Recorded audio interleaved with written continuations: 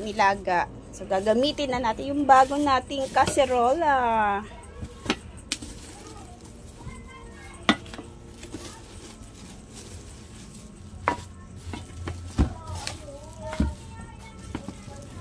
Tchanan! Ayan, ang kapal niya.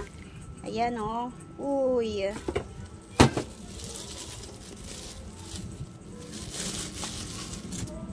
Gagamitin na natin ang ating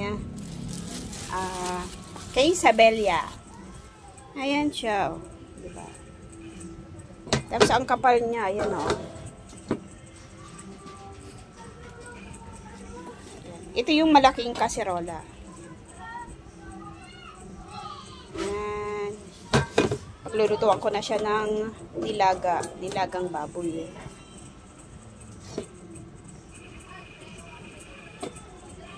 Ito yung takip po. Ang kapal din niya. Meron siyang pangalan.